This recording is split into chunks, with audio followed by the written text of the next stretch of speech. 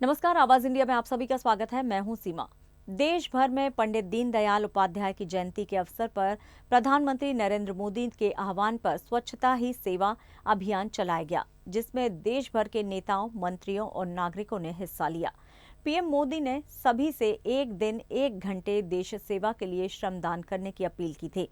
रक्षा मंत्री राजनाथ सिंह ने दिल्ली स्थित सेना मुख्यालय में सफाई कर्मचारियों को सम्मानित किया और कहा कि स्वच्छता भारत अभियान एक जन आंदोलन बन चुका है।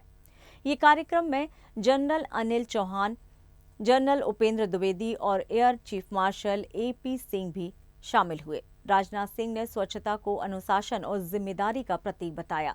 भाजपा अध्यक्ष जेपी नड्डा ने सेवा पखवाड़े के तहत दिल्ली में श्रमदान किया और सोशल मीडिया के जरिए लोगों से जुड़ने की अपील की। उन्होंने कहा कि पंडित दीनदयाल उपाध्याय की प्रेरणा से स्वच्छ, स्वस्थ और हरित भारत की दिशा में ये एक महत्वपूर्ण कदम है। केंद्रीय मंत्री मनोहर लाल खट्टर ने चंडीगढ़ में लोगों के साथ मिलकर सफाई की और जन भागीदारी को स्वच्छता का मंत्र बताया। इस अभियान के तहत देश के कई हिस्सों में सामूहिक सफाई कार्यक्रम भी आयोजित किए गए। नेताओं की भागीदारी ने आम जनता को और भी ज्यादा प्रेरित किया। Chief of defence staff general Anil Chauhan, chief of army staff general Upendra Dwivedi, chief of air staff air chief marshal AP Singh, secretary ex serviceman welfare doctor Nitin Chandra, doctor Samir V Kamat, secretary DDR&D and chairman DRDO, doctor Mayank Sharma, FADS, रक्षा मंत्रालय के सारे अधिकारी वर्ग, हमारे NCC के cadets, यहाँ उपस्थित मेरे सभी सफाई मित्र, मीडिया के मित्रों, देवियों और सज्जनों, आज हम सब स्वच्छता दिवस के महत्वपूर्ण अवसर पर यहाँ एकत्रित हुए हैं। स्वच्छ भारत अभियान जिस तरह से एक जन आंदोलन के रूप में सारे देश के जन जन तक पहुंचा है, वह अपने में अद्भुत है।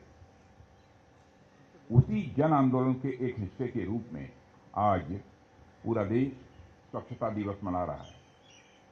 साथियों, स्वच्छता का संबंध केवल शरीर और परिवेश से ही नहीं है, बल्कि मैं मानता हूं स्वच्छता जीवन का एक दर्शन है।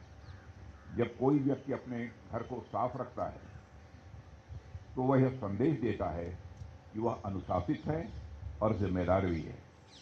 जब कोई समाज अपने गली, कूचे, तालाब और नदियों को साफ करता है तो यह बताता है कि वह समाज सजग और सुसंस्कृत है।